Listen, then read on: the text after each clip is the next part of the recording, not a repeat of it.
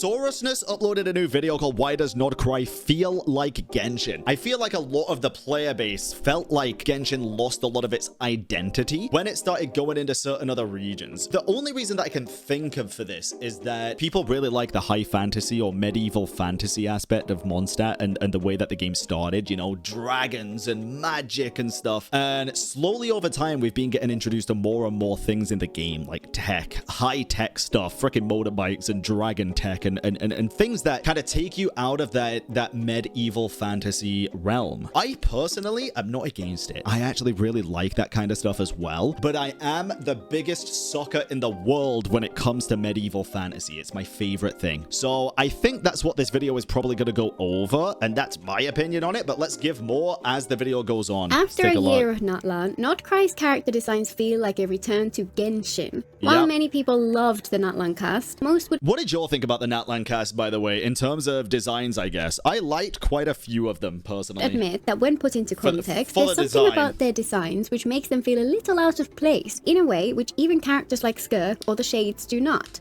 Not Krai provides a sharp contrast. The new characters not only look fantastic and full of personality and intrigue, but they just... Yeah, she's full of something. Oh my god. ...feel like Genshin characters, even though they do have an eclectic mix of styles. But what makes a design feel like it comes from Genshin in the first place? What makes others feel like they don't? And why does it matter? Where did Natlan's designs diverge? And why does just a glimpse of Not Krai make so many of us so excited? Good questions. Characters are the most important part of a gacha game and a shared design language for their appearance. Ooh, actually, you know what? That is a very fair point. I was going to kind of argue that characters are the most important part of a gacha game, but it does make, I mean, they're what people need to sell. These companies need to sell the characters to keep the game afloat, so yeah. Characters are the most important part of a gacha game, and a shared design language for their appearance is an essential foundation upon which everything else rests. True. A design language is a system of visual elements and guidelines which are used to create a consistent and cohesive experience. Even if you've never heard of the concept before, you'll have encountered countless in your life. Tech companies have created famous and rigorously regimented examples, such as Google's material design, but while others are not so explicitly defined, they are... Bro, for a calendar app, by the way, I gotta put this out there, not sponsored, Notion is one of the best, like, all-purpose apps for organization you can ever use. It is so good. Viv introduced me to it, and I've used it off and on for certain things in the past. It's really, really good. No less iconic. When you watch an animated movie, you can instantly tell the difference between a cartoon saloon film or a Studio Ghibli one, even though both studios create absolutely stunning 2D animation. The shapes, the colors, the textures, the movement, all of these things instantly make it obvious which is which. That consistency makes things fit together. Especially art style, I would say. When it comes to video game characters, the biggest benefit of a clear design language is that it makes everyone in the game feel like they belong. It's the kind of thing we feel on an instinctive level, which can be hard to even put into words if you don't know what you're looking for. And I actually think, you know, now that I think back to all of the different nations, I think Fontaine might have had my favorite character designs period in the game. I really, really do. And where each specific aspect can seem obvious when pointed out in isolation. And one important thing to remember is that this is not a value judgment. A character who does fit the language can have a design you actively dislike, while one which doesn't fit can have a gorgeous appearance. That's if true. A character which I feel sticks out feels like a cohesive part of the world to you, that's fine too. It's subjective, and the different parts of any design language might feel more or less significant to each individual. I studied art and design at college, almost specialized in fashion before picking... I tried art and design for a while, bro, but there was literally one lesson that really pissed me off to a point, and it was early school as well, dude, but it was like I had to put glue on a piece of paper and then stick the glitter to it, but for some reason the glitter just wouldn't stick, so it just kept looking like a snail had run over my paper the entire time, and I just got really annoyed with it. And then one time I tried to learn how to draw, and then I just got into music instead because I was just better at it. I can't draw to save my life, dude. It's insane. I wish I could. Design, and then spent years creating clothes and hairstyles for The Sims 4, so this kind of thing always really stands out to me. Fair. For some people, it just won't matter as much. Either way, when done right, it all comes together to make the entire experience feel so much more immersive. When it comes to Genshin, there are a few different layers to this. First, the higher level themes. The setting as a whole is a blend of high fantasy and steampunk elements with occasional magitech science fantasy thrown in. Yep. Each region takes inspiration from different real-world aesthetics and adds its own unique flavor on top of the fantasy, steampunk, and magitech vibes, which are common throughout to that. Definitely. Many regions even include a couple of divergent takes on their theme, applying slightly different dialects of their design language to different factions, which make— Wait, like what? What is this referencing? Each one feel visually distinct without straying too far from what you'd expect from that region in general. Okay, never mind. It could take an entire series of videos to talk through all the nuances to Genshin's world design philosophy, so let's focus on the characters here. Okay. Each individual character's design can land anywhere within the diverse space between pure fantasy and pure steampunk. There's tons of scope for creativity within those borders. Yep. Each region's characters tend to inhabit a similar region of that space, so they all feel closely related, and they usually embody a specific trope or character ideal which matches their personality and their place in the world. The themes of the world at large and each nation in specific are expressed through the design of the characters. This is very true. Like, for the most part, you can take a look at a character and instantly know what region they're from, right? Because they take the design elements from real world topography as well. Topography? Geography? Fucking, you know what I'm trying to say. What the fuck is topography? Isn't that like maps and shit? They take real world inspiration for not only the nations, but also the characters as well. And as a result, from a conceptual perspective, they usually feel cohesive. Yeah. Second, the signature visuals. Obviously, a large part of a visual style is dictated by the aesthetics provided by the game engine and how they've configured it, and there are some other traits inherent in the anime aesthetic that inspired the game's style, such as the approach to face design, the flamboyant hair with bright pastel colors, and so on. But there are other consistent details which Hoyo have clearly decided to stick to on their own. Genshin characters' clothes tend to be built up in lots of layers. Instead of having single garments, they usually have multiple smaller pieces of clothing which are overlapped on top of each other to create the overall effect. Yeah, certain characters I wouldn't mind if they only had one garment, if you know what I'm saying. Wow, bro. I mean, I'm just putting it out there, dude. I'm just putting it out there. Detached sleeves, for example, are very common, as are multi-layered capes or other long strips of fabric. To me at least, this has always felt like a very distinctive stylistic choice, and it greatly contributes to whether any given character feels like they fit the world. They also often have It's even like Yoimiya and stuff, right? Like Yoimiya as a character having multiple layers on the clothing, like the bandages as well as then the gown. Well, I say gown, the top and bottom as well. Even things like hair pieces. There is a lot of characters that have multiple layers, not only in their characters but in their designs as well. And I do think it goes a long way. I'm trying to think like off the top of my head other characters that I can specifically think of, but like Kaya's skin as well is one that I think really shines from having the multiple layers on the design and multiple different design choices. Ooh, Malwika, she doesn't have that? Well, I'm sure there's a lot of characters that don't. Extensive ornamentation, lots of tassels. Navia, you're so right, bro. Navia is one of my favorite design characters in general. Like embellishments or other special objects or trinkets unique to each character. Clothes often have bold color choices or beautiful printed fabric. Hair tends to be pastel colored, again with multiple layers and flashy ornamentation, and it's often split in two in some way. And of course, there's a very strong trend of balanced asymmetry, where the different elements of the outfit are asymmetrical, but their distribution provides an overall sense of balance in spite of their lack of symmetry. Oh, I feel like everything that she's saying here is gonna go to a point when certain Natlan characters just don't abide by these general rules that people have come up with, right? Because as soon as she mentioned that, I just thought of Chaska's design.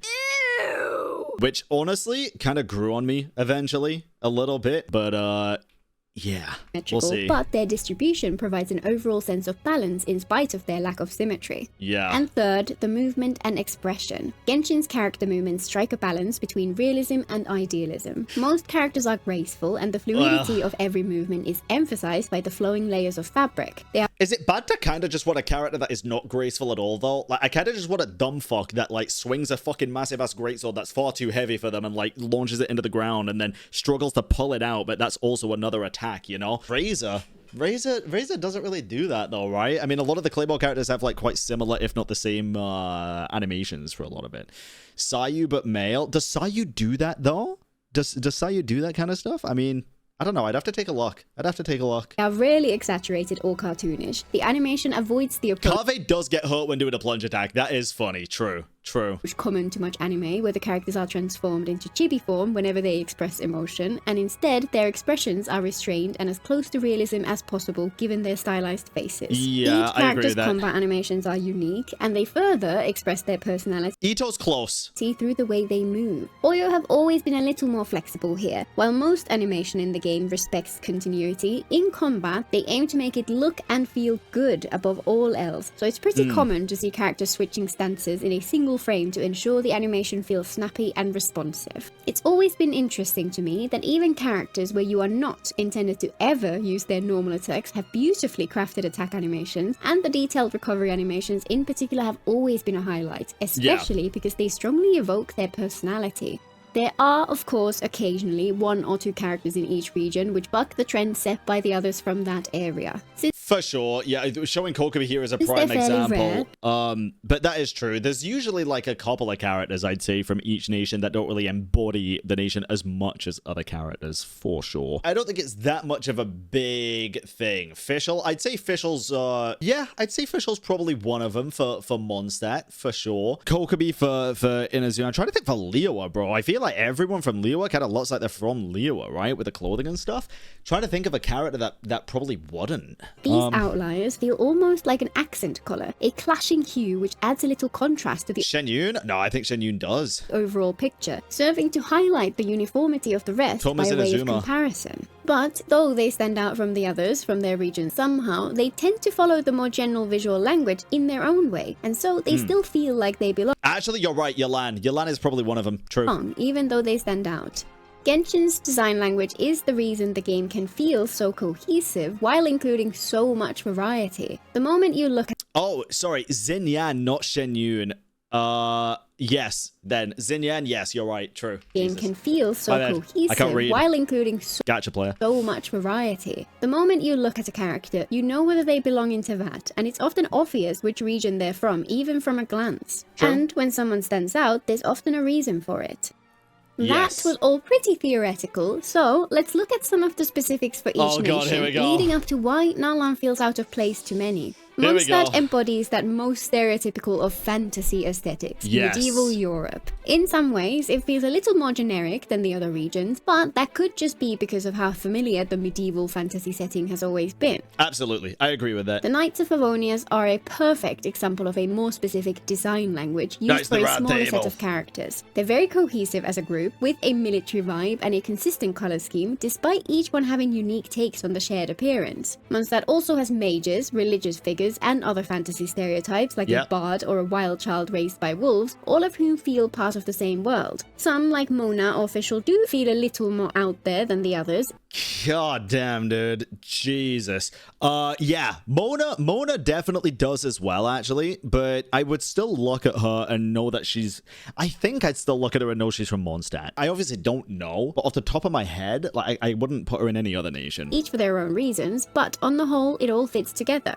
Liyue, of course, is a fantasy interpretation of Chinese culture, and it's here Yep. Genshin's character design language feels at its strongest. The clothing often has definitely. even longer strips of dangling fabric, and there are consistent design details like that quintessentially Mandarin collar shape. Hairpins and other classic jewelry are another theme, as are clasps for fastenings, and strings and tassels are ever present. Those lust are often bright red, which is clearly inspired Yep. by the cultural significance of that color. The outfits as a whole tend to have a strong contrasting color combination, and there's a lot of those Yeah, but Mona was not from Mondstadt. She came to Mondstadt for a while just for her work, maybe. Yeah, but same as Thoma's technically from Mondstadt, right? But he doesn't really look like a Mondstadt design. It's where the character is from in-game. Like, where they come out typically is typically what they're trying to reference. Like, Toma is living in Inazuma and he looks like an Inazuman character. I think Mona looks like a Mondstadt character. I don't see anyone else in other nations typically wear like witches hats and stuff, right? You could argue Fontaine as well, for sure. I don't deny that, but the witches hat just screams Mondstadt to me. geometric patterns or other detailed prints across large swaths of fabric. While there are a couple of outlier characters who do bring in some extra influences, overall, Liyue is remarkably cohesive. Yeah, she just worked in Fontaine, actually, for the Steambird, right? She just worked there. She wasn't even from Fontaine. That was just something people thought back then. You bring True. in some extra influences. Overall, Liyue is remarkably cohesive. Inazuma takes the high fantasy emphasis over to Japan. Yeah. Many characters wear clothes which are clearly inspired by kimonos or Inazuma designs are goated as well, dude. yukatas, often with their overlong sleeves as I still love Ayato's design, by the way. People still call me crazy for this. I still think he has one of the coolest male character designs in Genshin to this day. I don't know what it is. He just looks so fucking sophisticated and majestic, dude. one of the most prominent dangling layers. Love it. Several characters have oversized bows on their back, while many have some martial ornamentation, armor, which reflects the warlike state of their nation. The fabric tends to have some areas with bold patterns and prints, with areas of simple plain color. Many characters wear sandals, Kujusaras being the most pronounced. While many of the characters here fit that martial aesthetic, a handful do stand out. Yeah, Ito definitely stands out. Kind of. Like, you'd still look at him and know he's from Inazuma, right? Because of the thing on the back as well.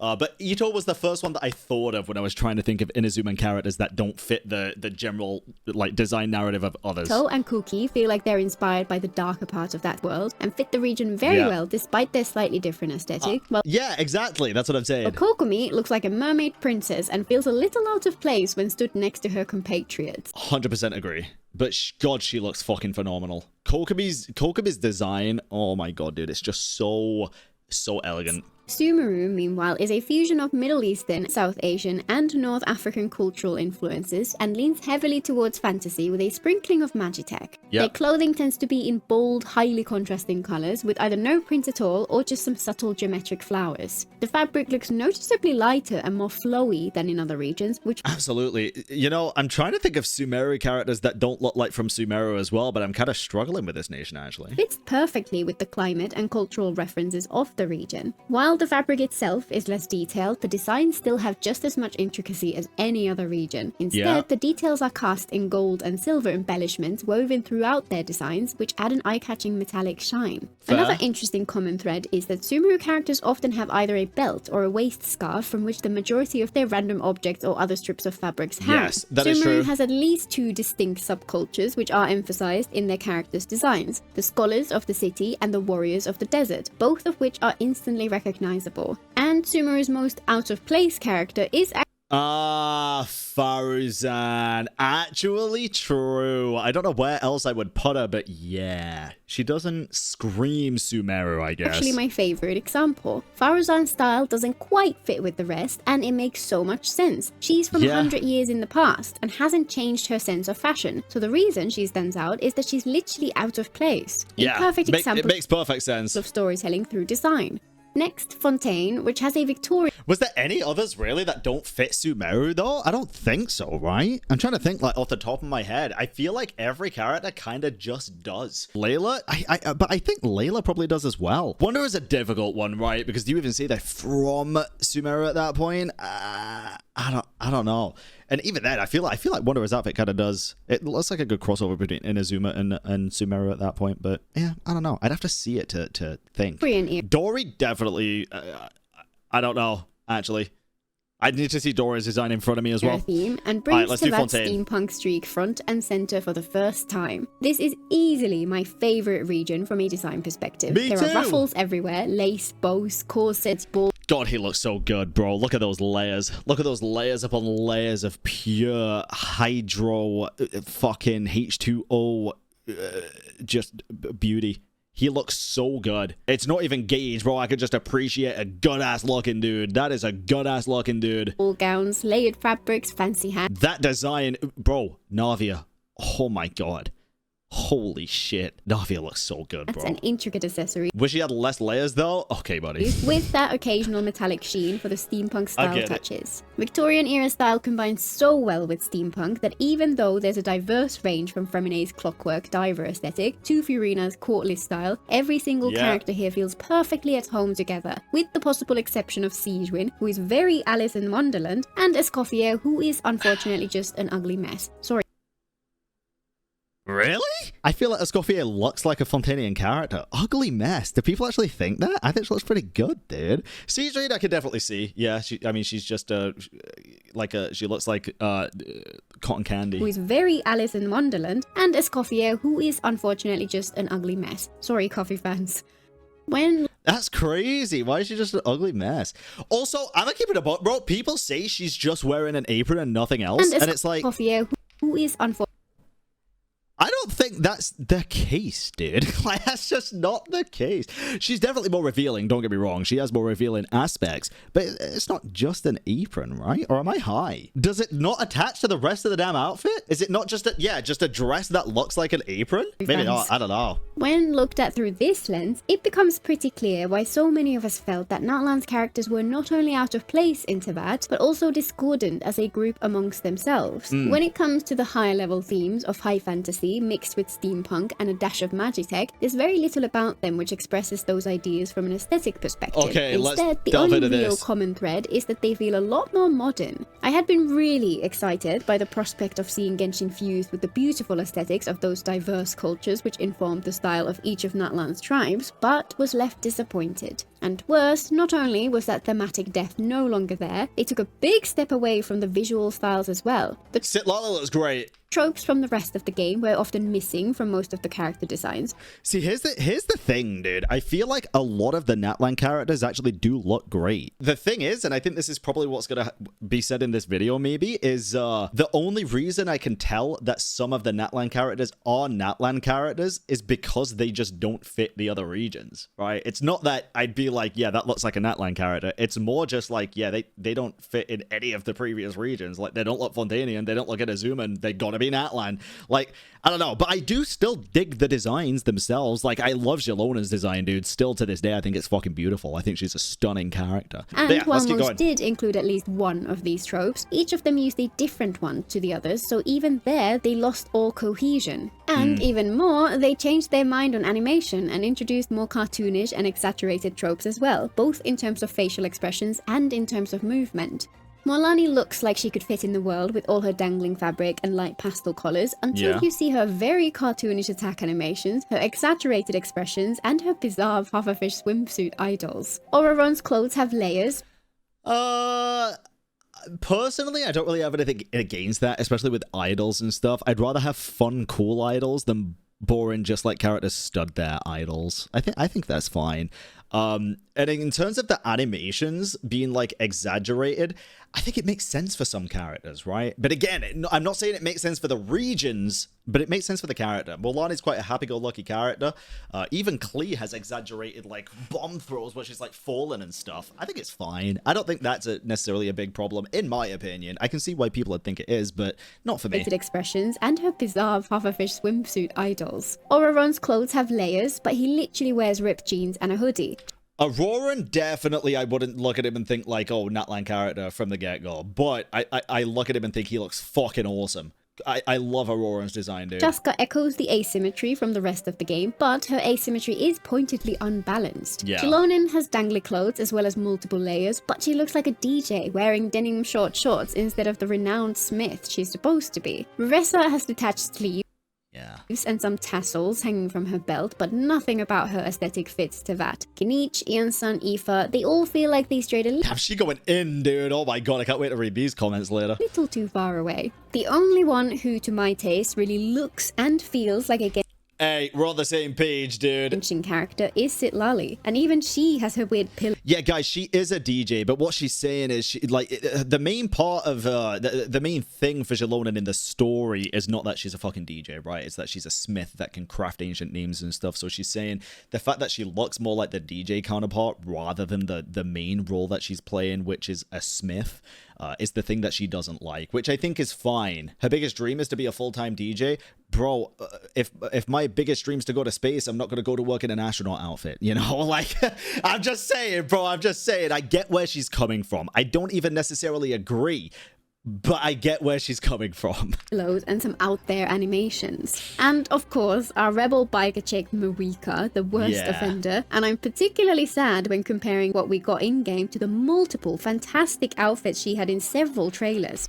Yeah, I agree with this, actually. I am personally, like, I'm not dead against the outfit designs here. I do think they don't really just fit Natlan as a whole, to be honest. Like, ain't no one going to be wearing a fucking full leather suit in this hot place, right? Or like this, yeah, I don't know. I don't feel like 100% they do match the nation. I actually like Marika's design overall. She just, again, doesn't look like a Natlan character. Or especially an Archon, right? At least in my opinion. But she's still very fucking cool. But she's right with what she's saying Sit here. lolly. And even she has her weird pillows and some out there animations. Yep. And of course, our rebel biker chick Marika, the worst offender. And I'm particularly sad when comparing what we got in game to the multiple Yeah, like something like this would be super cool, dude, with like the red, orange, and white kind of flowy outfit and stuff. Would I think it'd look kind of cool. Fantastic outfits she had in several trailers, each of which fulfilled all the common themes which had been so wonderful. Or even the armor here, true. Consistent up until this point. And again, let me emphasize, this is not a value judgment. I love Auroron, for example, both in terms of character and design, but he does not look like a kind-hearted farm boy who pours his love and attention into his vegetable garden, and he does not feel like he comes from Tevat at all. I'm even... Yeah, that's my thing as well. Yeah, he doesn't fit any other nation, but also not Natlan realistically, so it doesn't feel like he comes from Tevat. But... I do kind of think like the characters don't necessarily need to resemble the utmost part of their personality either, right? That's not really the point. I think that should be at least for me driven home. Like, again, I don't think Jelonen needs to carry around a hammer and fucking blacksmith apron and stuff, right? I don't think Aurora needs to wear a fucking Cabbage Patch Farm t-shirt. I don't think Marika needs to wear a shirt that says "I am the Pyro Archon" on it. I kind of like the fact that they're not like that, but I do think the biggest thing to take away from this is the cohesion to each other and the nation as a whole. Like, you do look at a lot of these characters, and it doesn't really just scream Natlan or Tevat or Genshin. I think that's the biggest thing. One of the 3 Chaska design enjoyers in the entire world. It's not wrong to love these characters. It's not wrong to like their designs. And it's also not wrong to notice that they just don't fit with anything that came before. True. I think Kachina's design, to be honest, especially with this little twirly thing, is probably the most Natlan of everything. Many of us fell in love with Genshin in part because of that magical mix of high fantasy, steampunk, and varied real-world cultural aesthetics, and for years they just kept on putting out fantastic new designs. Yeah. Sometimes people found that the unique aesthetics of one region didn't quite work for them, but often that just meant that those who came straight after ended up being even more appealing than the ones which came before. Fontaine in particular was my kryptonite, and I just adored every single character from that region. So when Natlan came along and yeah, Fontaine was that for me, dude. Absolutely. I've said this before and I'll say it again. I felt like Natlan was a expansion that was not entirely, but majority focused around the nation itself and not the characters. And for some people that worked really well, and for some it fell completely flat. I personally... It kind of fell somewhere in the middle for me because I feel like it progressed the main lore of the story further than almost any other nation so far. And we had a lot more lore bombs dropped in Natlan, which I think is a good thing. But at the same time, it does kind of suck that you don't necessarily feel that sense of... like connectivity with the characters or between the characters, right? And it totally makes sense from a story perspective why they don't fit and why they don't connect so much, because they're all part of different tribes. They're not just part of the one nation, they're part of different tribes. They've got themselves to worry about and their own people to worry about. It does make sense. Just trying to kind of explain why it falls flat for some people. And I think a big majority of that is most, if not all, of the regions in the game prior to Natlan for the past 4 years have felt like the characters intertwine so well and have such strong relationships, whether it's love or hate, together. Especially, in my opinion, Sumeru with Krumaru, right? And even Fontaine with Nouvelette, even with Risley, who was part of a totally different area altogether, kind of locked away by himself, but then like Risley and Clarend, and even Nuvi and Clarend, and Nuvi and Siegeween, and Nuvi and... You know what I mean? Like, the large majority of nations before have had very well-knit characters together, and people love that. So I think they just got used to it over the past like 4 years, and then Natlan was not what they expected. I think it threw them off guard. I think that's one of the bigger problems that people have with it, more than likely. Broke away from those design styles and aesthetics, which we all had loved so much. It's natural that many felt that the game was no longer built for... Wait, for me, I don't really relate to characters from Inazuma, though, but it's not even about relating to the characters. You relate more to Natlan characters, that doesn't surprise me, but it's not necessarily about relating to the characters. It's just the fact that they don't feel that connected to each other. It's natural that many felt that the game was no longer built for us. After all, a major part of what we love was visibly being thrown away. It will have been a factor in why many people gave characters not interacting. What the fuck? Oh my god! You know, every time I say something, someone's always gotta. They always make it think. I'm not saying that Natlan characters don't interact with each other. What I'm saying is the interactions just don't feel as meaningful as previous nations. They don't really... Some characters do. And I think those are the characters that actually really shine, right? It's like Citlali, Auroran, especially now with Aoife as well. But then a lot of the interactions between the characters, especially in the main quest, feel like a necessity rather than them interacting out of pure joy and fun. Right? It feels like a necessity. It feels like they're interacting for the greater good of Natlan, not because they want to hang out with each other and interact. At least in my opinion. Again, you can disagree. You can have a different opinion. That's fine. But I'm not saying they don't interact. It's just that the interactions are very different. The game entirely, and it is a major reason I personally stopped spending money to collect every character. Though more on that once it's time for me to write my Natlan retrospective. My only hope was... Personally, I disagree because we had a whole plot point with saving Kachina, but we move on. And that's fine, you could disagree, but I think that actually kind of aids my point, where people interact and work together when they need to, not necessarily when they want to, right? Like, you don't... It's very rare that you see characters interacting, again, at least in my opinion, when there's not a specific kind of goal in mind for Natlan. I'm sure this summer event will be different, and certain events will be different, but most of the time there is always a story important, or a dangerous reason to do so. Makes sense because it's the nation of goddamn war. How's it different than Sumeru then? I mean, you always see characters interacting with each other when there's not a huge goal in Sumeru, right? Like, we have plenty of times where we just walk into a tavern and see, like, Kole, fucking Sino, Tainari, and everyone's, like, sat around a table drinking and stuff. They just hung out as friends and stuff like that as well. I don't know. Maybe I'm being crazy, but... that Natlan would be an aberration, and that Darway's tearful speech and commitment to return to Genshin's roots meant that the stuff they were working on for future... Yeah, Aurora and Aoife have some of the best interactions in the entire Natlan cast. Absolutely, they're so funny. ...regions was going to be a return to form, and Natlan was just a casualty of the time they spent going in the wrong direction. Yeah. And so, not Krai. After Hoyo's unexpected developer discussion stream, where they acknowledged the failures of their storytelling, I was curious what direction they would take. The faction descriptions on the website for the Song of the Welkin Moon sounded promising, but I remained skeptical. The music was ethereal, and the landscapes they showed looked like they would fit the wider themes, but then again, Natlan's music is fantastic, and the landscapes there are gorgeous too.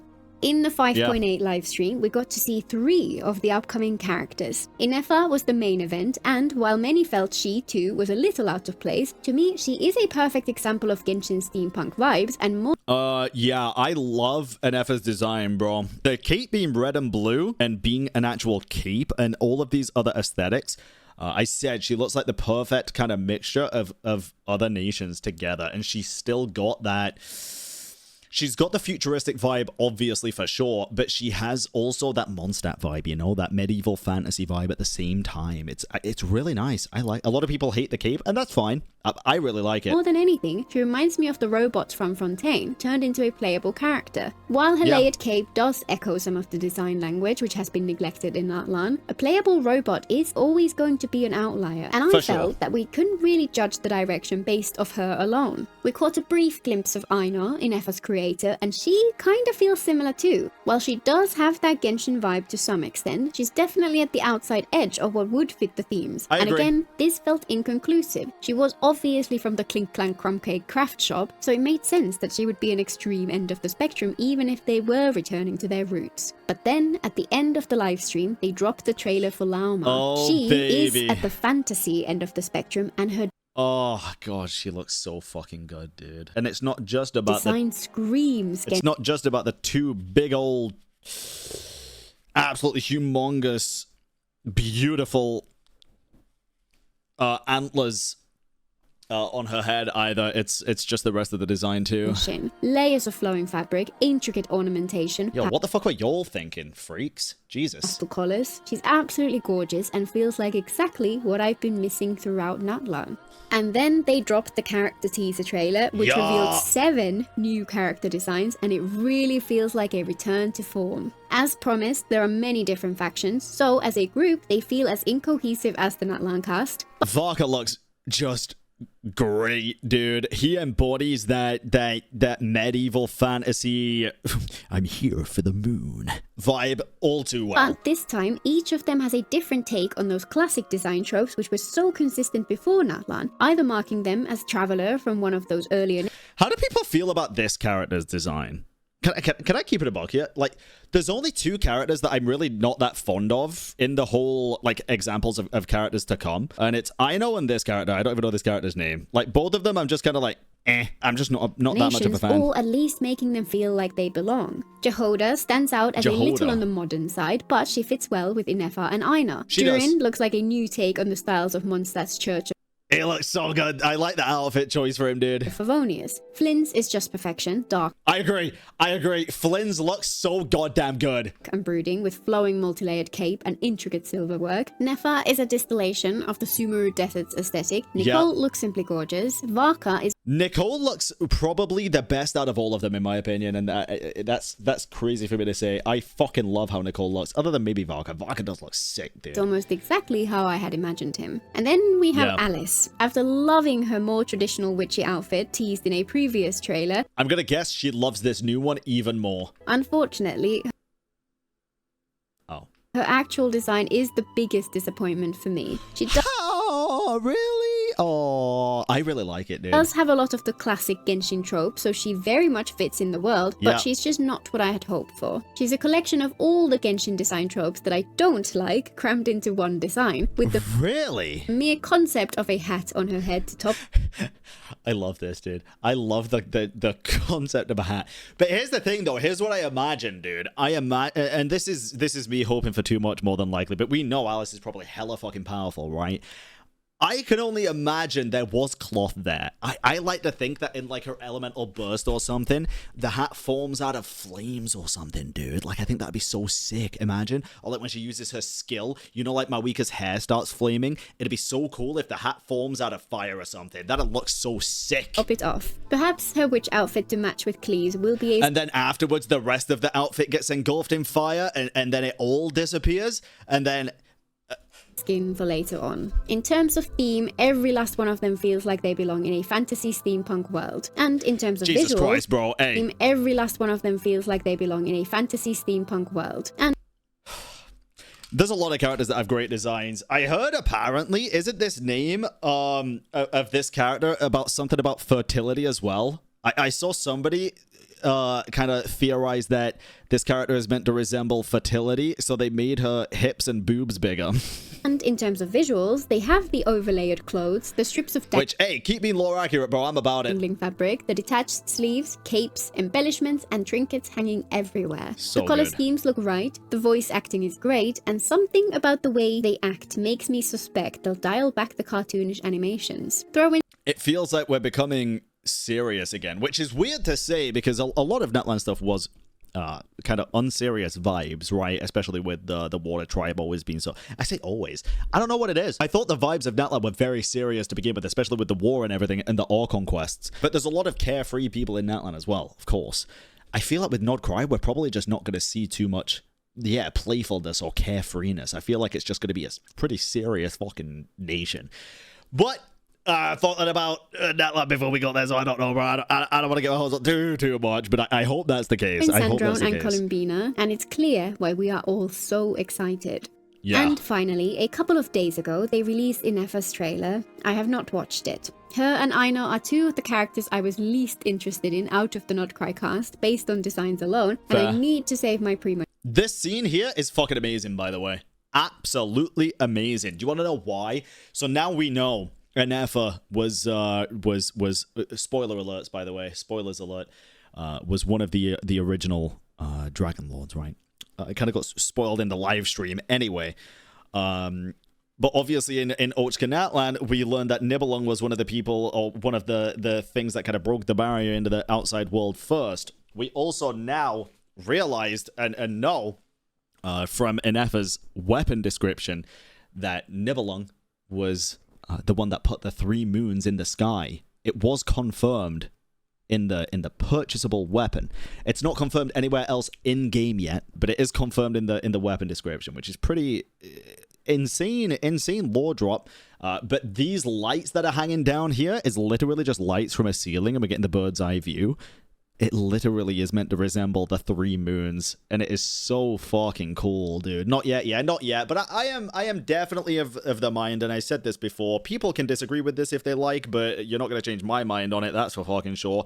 I feel like super lore important information like this, like Nibelung putting the 3 moons in the sky, especially when we're going into the nation about moons, and moon lore should actually be explained and to the player in the main quest before it's put anywhere else, especially in a paid weapon description that you can only read in game if you buy the weapon. I feel like that's just not a very good move when we're moving on to a nation to clear up plot holes, and this is one of the biggest lore points about said nation.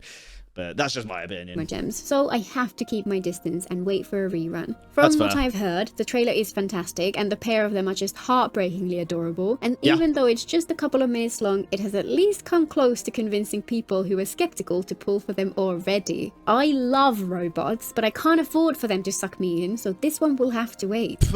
It's still very early days for Not Krai, but once again, I can't help but compare to how I felt this time last year. After Fontaine, I was so ready for the next region, but even though I loved dinosaurs and thought the Saurians looked great, something about the early Natlan trailers left me unexcited. Bro, me too. Do you want to know what it is? And this is what it was for me anyway. The information that we knew about Natlan is that we didn't know any information about Natlan. So when we started getting drip-fed information, we'd never seen a Natlanian before, right? We started getting drip-fed information from Nouvelet, which was, it's the land of dragons, a war-torn nation, the nation of war. And then the first teaser that we got was the Saurians, and it looked really cute and bubbly and colorful and stuff, and it was like, oh, this is not what I expected. So I think that's where a lot of people's initial disappointment came from, at least mine. The nation grew on me a lot as a whole, but I think overall, it's definitely, I think for me personally, this is definitely a personal preference thing. For the story, it's my second favorite nation. Close to first just because of the lore drops that we got, right? But if we're taking into consideration presentation as well as lore, then Fontaine still trumps it for me personally. The second thing is, as an overall nation, it's probably my third favorite. I think I preferred Fontaine and Sumeru overall more, if we're encompassing everything from the story to exploration to things that we could actually do and find in the open world.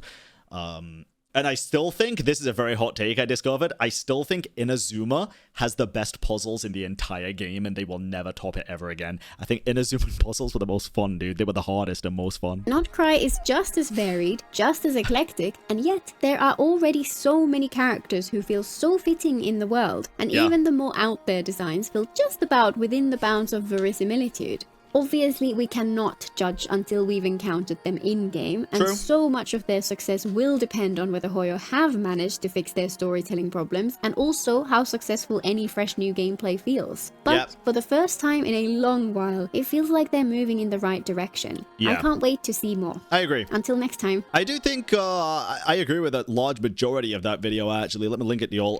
I think they are moving in the right direction. A lot of people do doubt it, as said in chat right now. A lot of people are kind of doubting the fact that they will follow through on what they've said. I've always had faith that they would do stuff in the past, and whether or not it's been like a misguided faith, sometimes it has, sometimes it hasn't. I still will go into Not Krai with a lot of hope and faith, I like to believe, but I do feel like the first, like, 6.0 patch will be a telltale sign on how the rest of that region is going to go, so I hope they nail it. And I really do think they could. I really do.